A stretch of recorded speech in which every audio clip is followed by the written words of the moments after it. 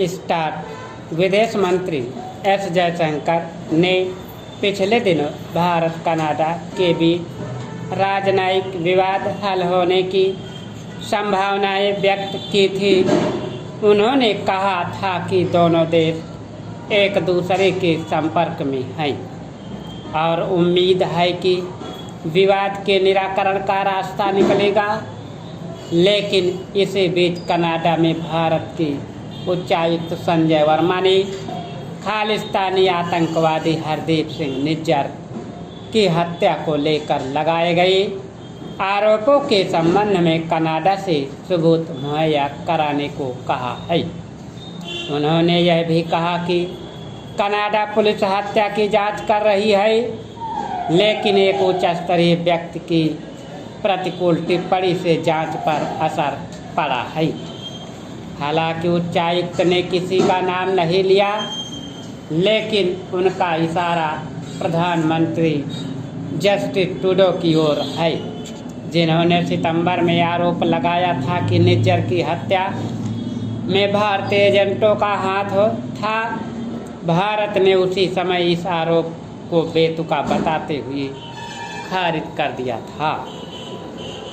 विश्लेषकों का मानना है कि हमास इजराइल संघर्ष के मुद्दे पर संयुक्त राष्ट्र महासभा में कनाडा की ओर से रखे एक संशोधन प्रस्ताव के पक्ष में भारत द्वारा किए गए मतदान पर सवाल खड़ा किए जा रहे हैं। वर्मा ने कनाडा के आरोपों के संबंध में सबूत मांग कर डैमेज कंट्रोल की कोशिश की है।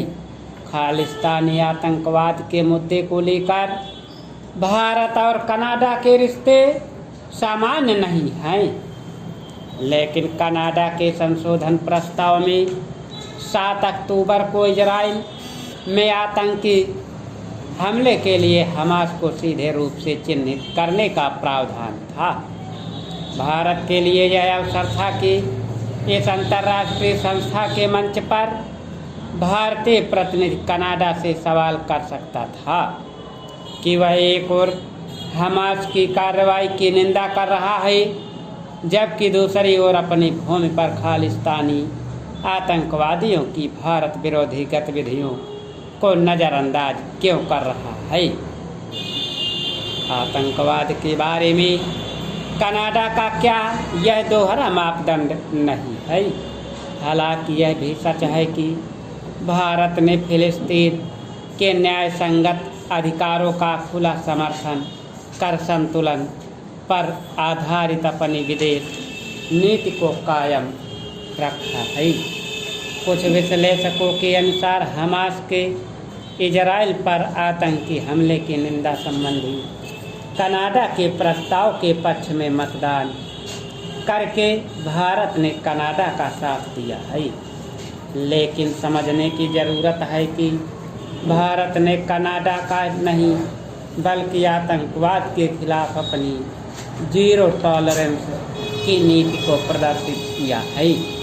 5 राज्यों के विधानसभा चुनाव से पहले राजनीतिक दलों एवं नेताओं के बीच उठापटक, खींचतान एवं चरित्रगत बदलाव देखने को मिल रहे हैं। राजस्थान एवं मध्य प्रदेश में भारतीय जनता पार्टी एवं कांग्रेस ही आमने सामने की स्थिति में हैं, लेकिन निकट टिकट बंटवारे को लेकर दोनों ही दलों में व्यापक बदलाव देखने को मिल रहे हैं।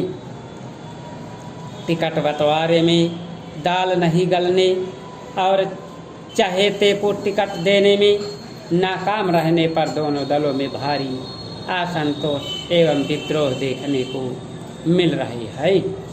सवाल भी कि क्या टिकट पाना या कटना ही नेताओं के जीवन मरण का प्रश्न बन गया है। टिकट क्या किन्हीं नेताओं की बपौती है, बाकी कार्यकर्ताओं का क्या वजूद है। क्या राजनीति सबसे ज़्यादा लाभ और रौब का धंधा बन चुकी है। अफसोस कि जिस जन की सेवा के लिए चुनाव टिकट रूपी एंट्री पास तैयार किया गया है, वह जन पहले भी हतप्रभ था। इसका